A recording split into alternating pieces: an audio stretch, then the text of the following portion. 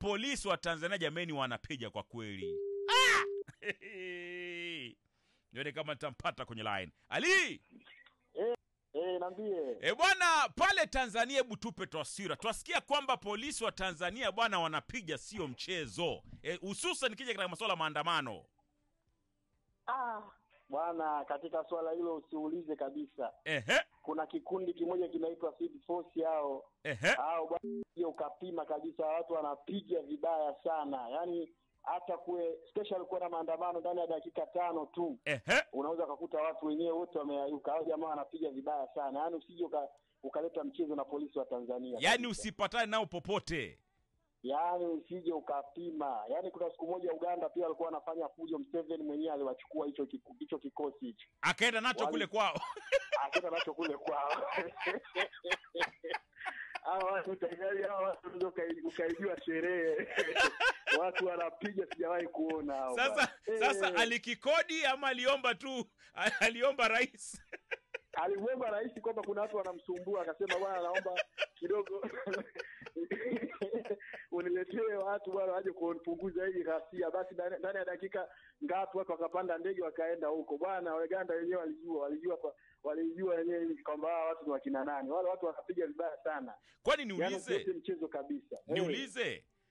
Hapo Tanzania kwani hamna haki za kibinadamu? Kama kwa mfano kuna kitu kimetokea labda venye Tundu Lissu saizi ameshikwa, kwani hakuna watu ambao wanaweza andamana tu kusema kwamba bwana haki itendeke jameni?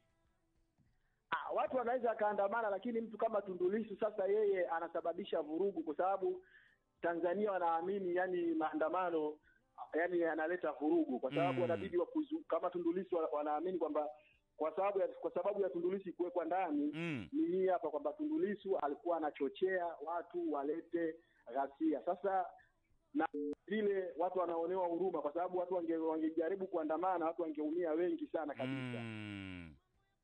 Kwa hiyo Tanzania sio kama hakuna haki. Haki ipo. Haki ipo, lakini especially kija mambo ya serikali usije ukajaribu hata kidogo. Yaani kwenye serikali inabidi utulie, especially kama mambo hayo sijui ya nini inakuwa ni. Kwa hivyo sisi wa Kenya tusijaribu kuvuka na ile haki yetu tutapigwa. Hiyo mmalize tu huku tumfanye mambo yenu tu.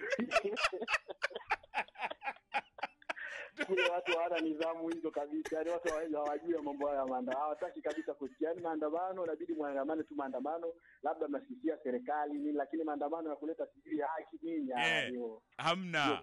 Hamna kabisa. Wasema kikosi kinaitwaje? Speed Force. Watu ni wabaya. Wanavaa vile vikofia fulani vyekundu hivi. Hao watu ni hatari sana. Zile kama helmet zile. Zile kama helmet zile. Yaani hao watu sio kapima kabisa. Hao watu ni wabaya, wanapiga vibaya sana. Nikikwambia tu bana raia wema, tunaomba mrudi nyuma, basi wewe inarudi nyuma kweli. Wanaanza mwanzo kabla pigwa wanaanza raia wema, tunaomba mrudi nyuma.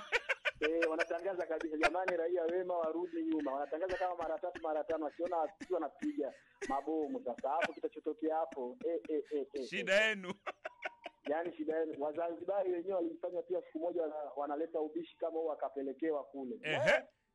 Walikimbia wenyewe baharini. Unajua Zanzibar ni ndogo ile, walikimbia baharini wote kwenye Shukrani sana Liko Gianaza Radio 47.